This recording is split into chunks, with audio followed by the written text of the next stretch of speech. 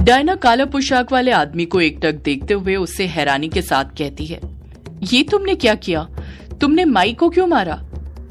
काला पोशाक वाला आदमी डायना के सवाल का कुछ जवाब नहीं देता है, बस चुपचाप एकास्त्र जो नीचे पड़ा हुआ था उसे उठाने लग जाता है। डायना उस काला पोशाक वाले आदमी पर चिल्लाते हुए कहती है, मैं कुछ पूछ रही हूँ तुमसे, बोलो तुमने माई को क्यों मारा? काला पोशाक वाला आदमी डायना के सवाल का जवाब देते हुए कहता है, अगर मैं इसे नहीं मारता तो ये तुम्हें मार देती डायना। काला पोशाक वाला आदमी एकास्त्र डायना की तरफ बढ़ाते हुए कहता है, ये लो अपना एकास्त्र, पकड़ो डायना, तुम्हें अभी इसकी जरूरत है। डायना काला पोशाक वाले आदमी को एकटक देखते हुए कहती है, तुम्हें मेरा नाम कैसे पता? क्या तुम जानते हो आखिर तुम हो कौन? उस रात तुम यामिनी को बचाने आए थे और आज मुझे। काला पोशाक वाला आदमी डायना को ही एकटक देखते हुए उसकी बात को काटते हुए कहता है, अपना एकास्त्र पकड़ो डायना। काला पोशाक वाले आदमी की ये बात कहते ही डायना का एकास्त्र पर ध्यान चले जाता है।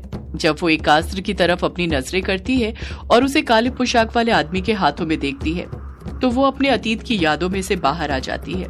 इस वक्त डायना ने अपने हाथ में एकास्त्र पकड़कर रखा हुआ था और वो एकास्त्र को काला पोशाक वाले आदमी की तरफ बढ़ा रही थी।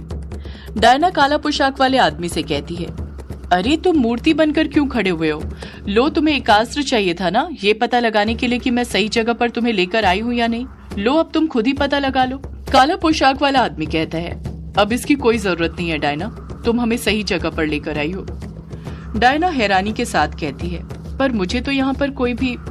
डायना अपनी बात पूरी करती उससे पहले ही काला पोशाक वाला आदमी डायना के मुंह पर अपनी उंगली रखकर उसे चुप रहने का इशारा करने लग जाता है। डायना भी तुरंत चुप हो जाती है। काला पोशाक वाला आदमी और डायना दोनों सीरियस हो जाते हैं, जैसे वो जान गए हो कि खतरा उन दोनों के आसपास ही कहीं न कहीं मंडरा रहा था। काला पोशाक वाला आदमी अपनी पैनी नजरों से चारों तरफ देखने लग जाता है। डायना भी सतर्क हो जाती है। वो काला पोशाक वाला आदमी अपने चारों तरफ देख ही रहा था कि तभी उसे दूर अंधेरे में लंबी लंबी घासों के बीच में ही दो डरावनी लाल आंखें नजर आती हैं जो उसे और डायना को ही घूरे जा रही थी। काला पोशाक वाला आदमी डायना को उस तरफ इशारा करते हुए कहता है, वो देखो डायना, हम शैतान को ढूंढ रहे थे और शैतान हमें मिल गया। जब डायना उस तरफ नजरें करती है तो वो भी उन लाल आंखों को देखकर डर जाती है, इतना ज्यादा कि वो तुरंत उस काला पोशाक वाले आदमी का हाथ पकड़ लेती है। वो लाल आंखें किसी इंसान की तो कतई नहीं लग रही थी, वो ऐसा लग रहा था जैसे अंधेरे में कोई जानवर खड़ा हो। काला पोशाक वाला आदमी वज्र पर पकड़ जमाते हुए खुद से बड़बड़ाते हुए कहता है, मैं अभी इस शैतान को सामने लाता हूँ।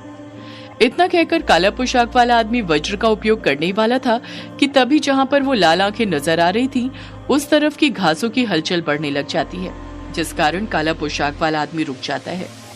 देखते ही देखते वैसी ही ढेर सारी लाल आंखें नजर आने लग जाती हैं जो डायना और उस काला पोशाक वाले आदमी के चारों तरफ फैली हुई थी। हर जगह वही आंखें नजर आ रही थी। डायना अपने आसपास देखते हुए खुद से बड़बड़ाती है, ये सब आखिर हो क्या रहा है कि पहले तो बस एक जोड़ी आंखें थी, एकदम से इतनी सारी आंखें कहां से आ गई? काले पोशाक वाले आदमी को भी कुछ समझ नहीं आ रहा था कि उसके आसपास क्या हो रहा था। आसपास फैली झाड़ियों में हलचल और ज्यादा बढ़ने लग जाती है। ऐसा लग रहा था जैसे उन झाड़ियों के अंदर से निकलकर कोई बाहर आ रहा हो। झाड़ियों के अंदर से कोई और नहीं बल्कि ढेर सारे बंदर बाहर निकलने लग जाते हैं, पर वो आम बंदर नहीं थे। उनका बदन पूरी तरह काला था और वो अपने दो पैरों पर इंसानों की तरह चल रहे थे। पूरे बदन पर ढेर सारे लंबे लंबे बाल थे। उनकी जो पूंछ थी वो आंखों की तरह लाल थी, जो गोल मुड़कर लिपटी हुई थी। सारे बंदर झाड़ियों के अंदर से बाहर निकलकर डायना और काला पोशाक वाले आदमी को घेर लेते हैं। उनके चारों तरफ ढेर सारे बंदर नजर आने लग जाते हैं। डायना उन बंदरों को देखते हुए कहती है, ये तो बंदर हैं। काला पोशाक वाला आदमी कहता है, ये बंदर नहीं है डायना, ये कपी है और अभी कपिराज का आना बाकी है। डायना हैरानी के साथ कहती है, अब ये कपिराज कौन है? डायना ने इतना कहा ही था कि तभी हलचल और ज्यादा बढ़ने लग जाती है। किसी दानव के चलने के कदमों की धड़ाम धड़ाम वाली आवाज सुनाई देने लग जाती है। ऐसा लग रहा था जैसे जमीन हिल रही हो।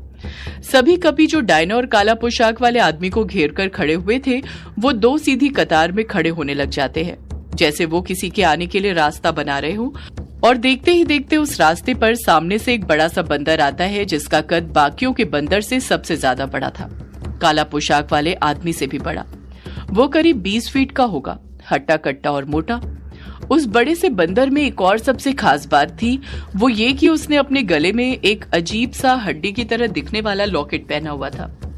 काला पोशाक वाला आदमी उस बड़े से बंदर को देखते हुए कहता है, यही है कपिराज डायना, जिसकी मैं तुमसे बात कर रहा था। इनकी पूंछ से बचकर रहना। डायना हैरानी के साथ कहती है, पूंछ से बचकर रहना, पर क्यों? काला पोशाक वाला आदमी कहता है, रुको डायना, तुम्हें अभी खुद पता चल जाएगा। वो कपिराज डायना और काले पोशाक वाले आदमी दोनों को गुस्से से घूरने लग जाता है, जैसे वो नाराज हो उनके वहां पर आने से। अगले ही पल वो कपिराज डायना और काला पोशाक वाले आदमी को मारने के लिए उन पर टूट पड़ता है। डायना और काला पोशाक वाला आदमी भी उस कपिराज का सामना करने लग जाते हैं, उसके हर वार से बचने की कोशिश करने लग जाते हैं। एकास्त्र और वज्र होने के कारण डायना और काला पोशाक वाले आदमी को उस कपिराज के बलशाली हाथों के वार को रोकने में ज्यादा दिक्कत का सामना नहीं करना पड़ रहा था। जब बाकी के कपी देखते हैं कि डायना और काला पोशाक वाला आदमी बड़ी आसानी से कपिराज के हर वार का सामना कर रहे हैं, उसका डटकर सामना कर रहे हैं, तो बाकी के कपी भी उसकी लड़ाई में कूद पड़ते हैं। वो सारे कपी भी डायना और काला पोशाक वाले आदमी से लड़ने लग जाते हैं। डायना बाकी के कपी से लड़ने लग गई थी, तो काला पोशाक वाला आदमी अकेले कपिराज से लड़ने लग गया था। वो कपी अपनी पूंछ से ही डायना पर वार कर रहे थे। जब भी कोई कपी अपनी पूंछ से डायना पर वार करता, कपी की पूंछ से तेजाब निकलता। ये देखकर डायना समझ गई थी कि क्यों काले पोशाक वाले आदमी ने उसे कपी की पूंछ से बचकर रहने के लिए कहा था। हर कपी अपनी पूंछ से ही डायना पर वार कर रहा था, पर डायना उनके हर वार से बचते जा रही थी। कपी की पूंछ को देखकर डायना इतना तो समझ गई थी कि उनकी पूंछ में ही उनकी ताकत थी। इसी वजह से डायना भी उनकी पूंछ पर ही वार करने लग गई थी और एक के बाद एक कपी को परास्त करने लग गई थी। काला पोशाक वाला आदमी भी वज्र से कपिराज की पूंछ पर ही वार करने की कोशिश कर रहा था, पर कपिराज हर बार बच जाया करता था। वो अपने दानव जैसे दिखने वाले पंजे से ही काला पोशाक वाले आदमी को दूसरी तरफ खदेड़ देता था। डायना और काला पोशाक वाले बड़ी ही बहादुरी के साथ उन सारे कपी और कपिराज से लड़ते रहते हैं। एक अस्त्र की सहायता से डायना बड़ी आसानी के साथ उन कपी को हराए जा रही थी। काला पोशाक वाला आदमी भी उस कपिराज पर वज्र से वार करने की कोशिश करे जा रहा था। तभी उसकी ये कोशिश कामयाब हो जाती है और वो वज्र से उस कपिराज की पूंछ पर वार कर देता है, पर उससे उस कपिराज पर जरा सा भी असर नहीं होता है। वो उसी तरह काला पोशाक वाले आदमी से लड़ते रहता है जिस तरह पहले लड़ रहा था। काला पोशाक वाला आदमी मन में सोचने लग जाता है, ये क्या, इस कपिराज को कुछ हुआ क्यों नहीं?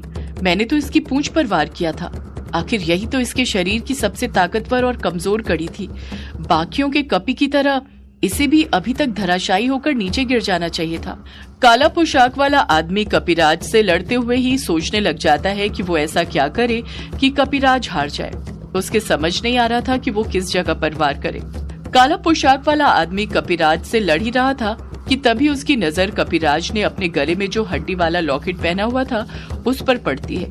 काला पोशाक वाला आदमी अगले ही पल उस लॉकेट पर वज्र से वार करता है।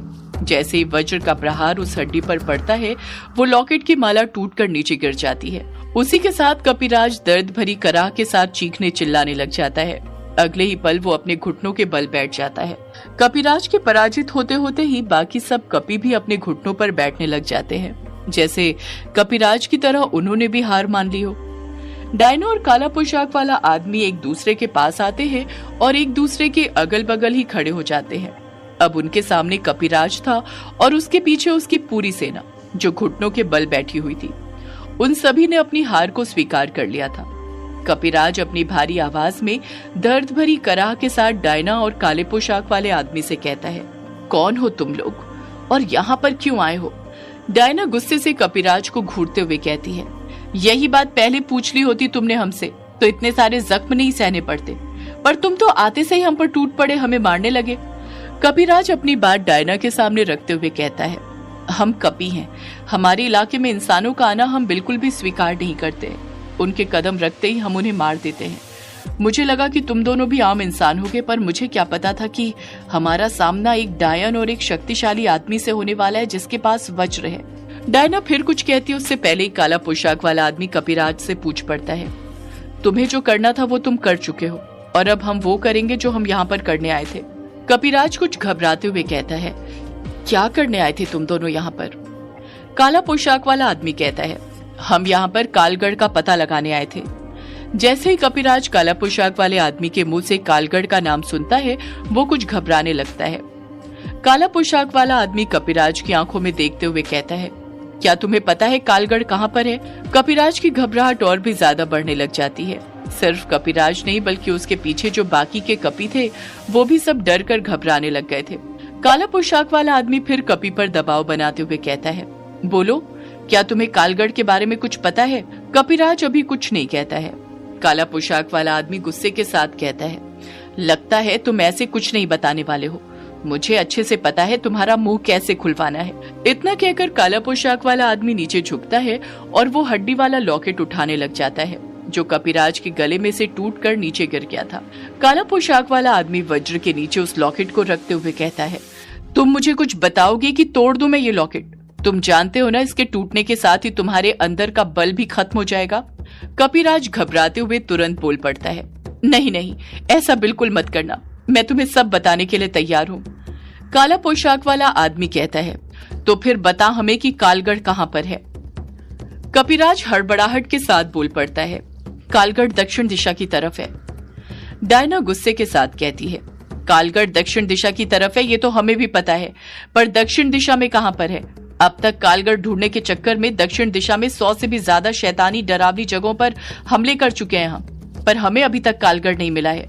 कपिराज कहता है, मुझे ये तो नहीं पता कि दक्षिण में कालगढ़ कहाँ पर है, पर मैं इतना जरूर बता सकता हूँ कि तुम कालगढ़ से ज्यादा दूर नहीं हो, उसके नजदीक पहुंच चुके हो, वो तुम्हारे करीब ही है। काला पोशाक वाला आदमी कपिराज पर शक करते हुए उससे पूछता है, और तुम ये बात कैसे कह सकते हो कि हम कालगढ़ के बहुत करीब पहुंच चुके हैं? कपिराज अपने हाथ से आसमान की तरफ इशारा करते हुए कहता है, जरा ऊपर देखो। जब डायना और काला पोशाक वाला आदमी ऊपर की तरफ अपनी नजरें करते हैं तो आसमान का नजारा देखकर उनकी आंखें खुली की खुली रह जाती हैं। एक पल के लिए तो उन्हें सांप ही सूंघ गया था। आसमान में ढेर सारे बॉटफ्लाई उड़ रहे थे। वो आसमान पूरी तरह बॉटफ्लाई से भरा हुआ था। कहीं पर भी जरा से भी बादल नजर नहीं आ रहे थे। डायना और काला पोशाक वाले आदमी में से कोई कुछ कहता उससे पहले ही कपिराज खुद बोल पड़ता है, ये बॉटफ्लाई देख रहे हो? ये बॉटफ्लाई कभी हमारे क्षेत्र में नहीं पाए जाते थे, पर दिन ब दिन इनकी संख्या बढ़ती जा रही है, और ये सब कालगढ़ के कारण हुआ है। कालगढ़ कोई आसपास ही रच रहा है। काला पोशाक वाले आदमी को कपिराज की बात एकदम सही लग रही थी, क्योंकि वो भी ये बात अच्छे से जानता था कि जो भी कालगढ़ रचता है तो उसकी शक्तियां बढ़ने लग जाती हैं, और ये बॉटफ्लाई सबूत है उस काले साए की शक्ति के बढ़ने का, क्योंकि काले साए को इन बॉटफ्लाई से ही शक्ति मिला करती थी। डायना उन बॉटफ्लाई को देखते हुए फिर कपिराज से पूछ पड़ती है, क्या तुम्हें पता है ये बॉटफ्लाई आ कहां से रहे? कपिराज अपने हाथ से दक्षिण की तरफ इशारा करते हुए डायना से कहता है, वो पहाड़ देख रही हो तुम? सुना है ये सारे बॉटफ्लाई उसी पहाड़ के पीछे से आ रहे हैं। डायना उस तरफ देखते हुए ही कपिराज से फिर पूछ पड़ती है, उस पहाड़ के पीछे क्या है? कौन सी जगह है वो? कपिराज डायना के सवाल का जवाब देते हुए कहती है, उस पहाड़ के पीछे है लाल खाल जंगल। सदियों से है पुरानी ये है यक्षिणी की कहानी। यक्षिणी एक आग है, यक्षिणी तेरा ख्वाब है।